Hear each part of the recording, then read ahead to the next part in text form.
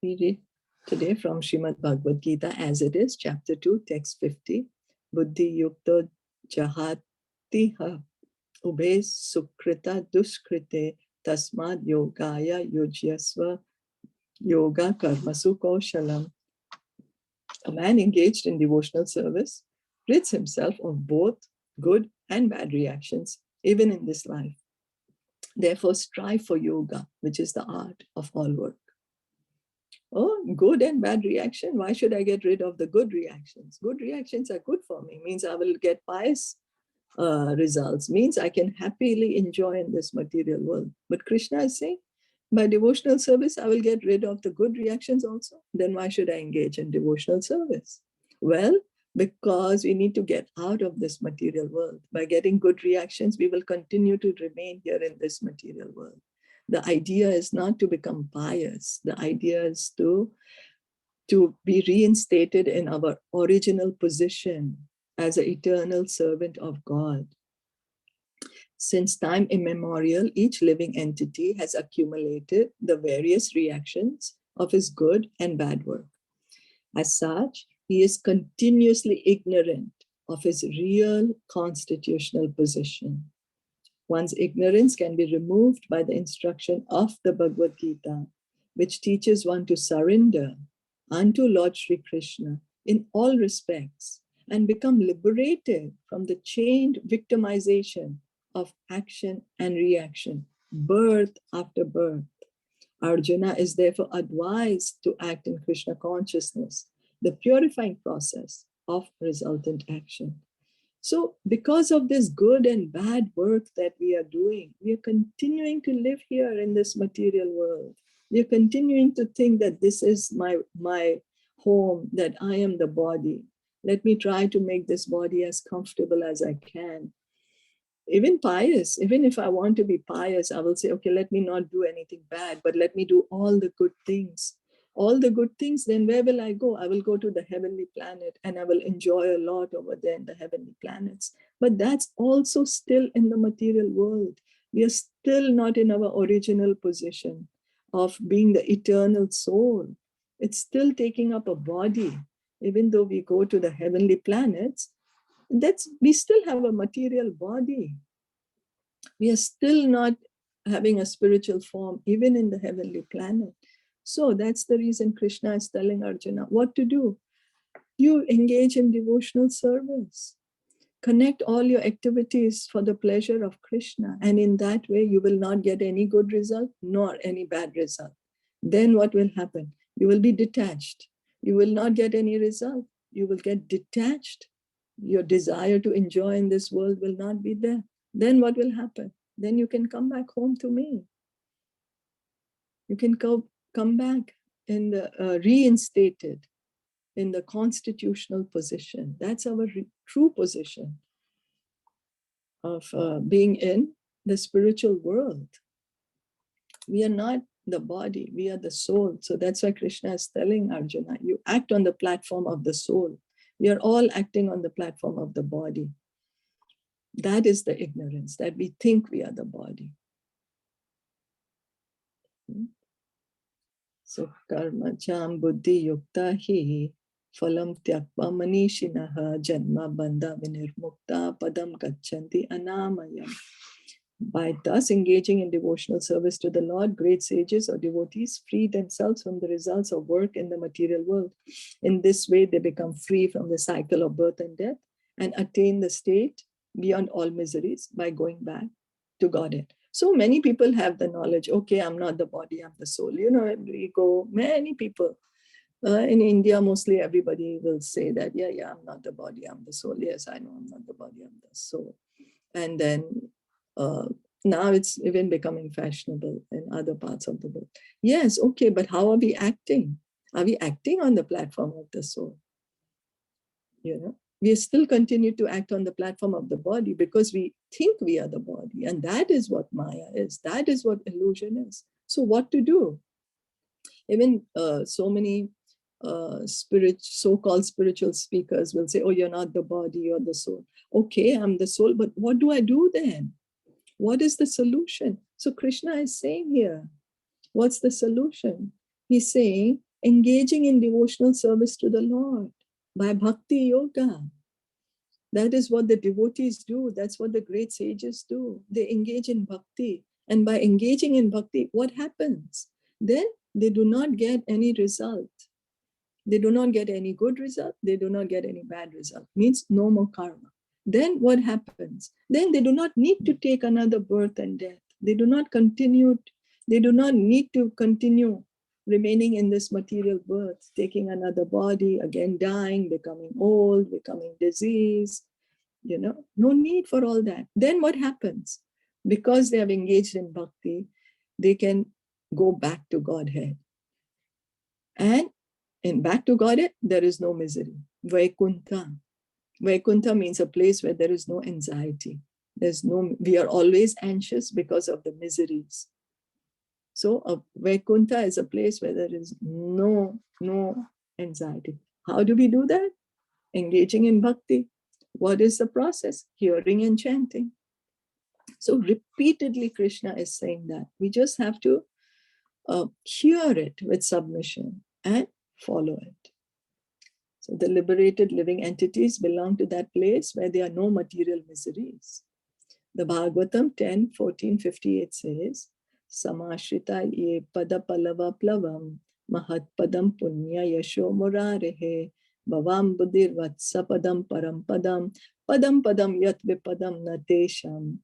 For one who has accepted the boat of the lotus feet of the Lord, who is the shelter of the cosmic manifestation and is famous as Mukunda, or the giver of mukti, the ocean of the material world is like the water contained in a calf's footprint. Parampadam, or the place where there are no material miseries, or Vaikuntha, is his goal, not the place where there is danger in every step of life. So Bhagavatam 10, 14, 58. What is Bhagavatam saying? That this material world, in this material world, there is danger at every moment. Padam padam yat vipadam. There is danger at every moment in this material world. Only we are not able to realize it. What is the danger? We could die at any moment. Anything can happen any moment. We can leave our material body this moment, But so what is Bhagavata saying? For one who has accepted the boat of the lotus feet of the Lord, so take shelter of the Supreme Lord. And who's the Lord? Sri Krishna. So accepting that the lotus feet of Sri Krishna, just taking shelter of the lotus feet of Sri Krishna is going to deliver me. And who's Sri Krishna? He's the shelter of the cosmic manifestation. This whole material creation is created by Krishna. We are bewildered, we are baffled. Who is the creator? How did this material world come about? Is it a big bang?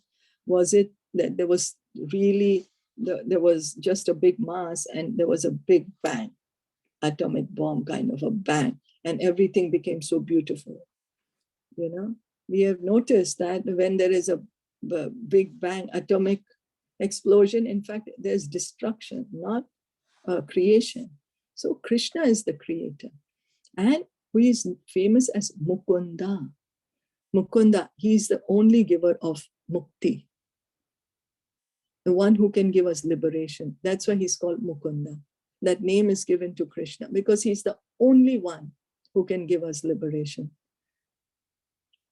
And then for such a person, for this devotee who has taken complete shelter of the lotus feet of the Lord who is the one who is the creator, the maintainer of this cosmic manifestation, the Lord who can give liberation to anyone, then for such a person, what happens? That this whole material world, which is like a vast ocean, it becomes so small. It becomes so small as water, which is contained in the hoof print of a calf. A calf is so small. Then the hoof print of the calf, that is so small. And so the water inside it is so little. So one can easily walk over it. So this whole material world, we can easily walk over it just by taking shelter of the lotus feet of the Supreme Lord, just by taking shelter of Krishna. He's making it so easy for us. He's saying, you don't need to be here. You just take my shelter and you can get out of here. We do not realize that this place is a danger at every step. Padam padam yat vipadam. We do not realize that this material world is a dangerous place. That's our illusion. That's the Maya. That's the Maya, you know. But once we take deep shelter of the Lord, what happens? We're going back home, back to Godhead. Bhagavatam is saying that. Go back to the spiritual world. Owing to ignorance, one does not know that this material world is a miserable place where there are dangers at every step. Out of ignorance only, less intelligent persons try to adjust to the situation by fruitive activities, thinking that the resultant actions will make them happy. We are always thinking, right now I'm not happy, let me change this and then I'll be happy. Right now I'm not happy, if the situation changes, I will be happy. They do not know that no kind of material body anywhere within the universe can give life without miseries. The miseries of life, namely birth, death, old age, and diseases, are present everywhere within the material world. So no matter who we become, what kind of body we get, what kind of education we get, what kind of country we are born in, the miseries of material life are going to continue, because that's the nature. That's the nature of this material world. But one who understands his real constitutional position. So we have to understand what? We have to understand our constitutional position. Oh, what's the constitutional position? That as the eternal servitor of the Lord, and thus knows the position of the personality of Godhead. So what's the position? That I'm an eternal servant of Krishna. So if I'm the eternal servant of Krishna, what is the position of Krishna then? He's the Supreme Lord and engages himself in transcendental loving service of the Lord. So if I'm the servant, he's the Lord, what do I have to do? I have to engage in transcendental loving service. I have to engage in bhakti. This is what the Bhagavad Gita, Bhagavatam, all the Shastras are trying to tell us. Consequently, he becomes qualified to enter into the Vaikuntha planets, where there is neither material, miserable life, nor the influence of time and death. So this is the only way out. This is the only way. Liberation means going back home, back to Godhead, in the Vaikuntha world. That is mukti, that is moksha, that is what it is. And the only way to get out is by engaging in bhakti. To know one's constitutional position means to know also the sublime position of the Lord. One who wrongly thinks that the living entity's position and the Lord's position are on the same level is to be understood to be in darkness and therefore unable to engage himself in the devotional service of the Lord. So now, because I'm not able to understand that I'm an eternal servant of the Lord, then I say, why should I serve the Lord? Why? I'm the Lord myself. I'm the controller. I'm supreme. Why should I serve him? So then what happens? I'm unable to understand my position. I'm unable to understand his position. That's why I'm unable to engage in bhakti. Then what happens? He becomes a Lord himself and thus paves the way for the repetition of birth and death. So then I'll continue to stay here in the material world. But one who, understanding that his position is to serve, transfers himself to the service of the Lord, at once becomes eligible for Vaikuntha Loka. Service for the cause of the Lord is called Karma Yoga or Buddhi Yoga, or in plain words, devotional service to the Lord. So if we understand that, oh, I'm not the Supreme Lord, Krishna is the Supreme Lord.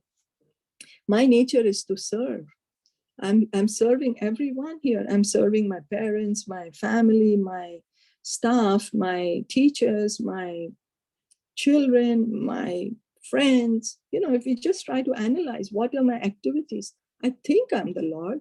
I think I'm controller, but what am I actually doing? I'm actually serving everyone. That's what my activity are. Although I'm thinking I'm controller. And if I'm not serving others, I'm serving my own mind and my senses. My mind and senses drive me crazy. As they tell me, I'm doing that. So I'm serving them. So I'm actually a servant. So what I have to do, instead of getting so many masters, let me just serve the Lord as he's telling me to do it. He's telling me, just serve me. And that service begins with what? Hearing and chanting. He's not telling me to go climb Mount Everest. He's not telling me to like cook for millions of people. He's not telling me to do something which is impossible for me to do. He's just saying, stay where you are. Stay where you are. Just chant Hare Krishna. Hear and chant. You know, whatever position we are in, wherever we are, act for the pleasure. Oh, this is going to be pleasing to Krishna. Let me act in this way. This is not going to be pleasing to Krishna. Let me resist. If I become angry, it's not going to be pleasing to Krishna. Let me not get angry. You know, if I'm lazy, Krishna will not be happy. Let me not be lazy. That's what it is. Just hear and chant for the pleasure of the Supreme Lord. And we can get out of this material world. Is that okay? Yeah. Any questions, comments? Anything to add? No, clear. Hare Krishna, Mataji. Hare Krishna, Mataji. Please accept my humble obeisances. All glories to Srila Prabhupada. Please accept my humble obeisances. All glories to Srila Prabhupada. Also, in addition to what Mataji mentioned, I think the service, the last line here is very important. The engagement in devotional service, because sometimes, if it's done in isolation, or what do you call chanting? After a while, especially for newcomers, after a while they feel very isolated, or it's just an activity, very individual activity. So the devotional service, the engagement in some service is important. Otherwise they end up feeling very dull. So sometimes, right, Mataji, without the Oh, yes. devotional service, that's very important. Yes, taking up a specific service. Yes, thank you so The much. association of the devotees, through Yes. the association, the satsanga, is important. Thank you, Mataji. Yes, thank you. Thank you. Very important point. Yes, to associate with devotees and then engaging in devotional service, taking up some fixed service in the temple. Very, very, very important, very powerful. Association of devotees, of course, most powerful. Thank you so much for adding this. Very important point. So we'll stop here for today. Srimad Bhagavad Gita ki jai, Srila Prabhupada ki jai, Gaur Premanande, Hari Bol, Hare Krishna. Wishing you all the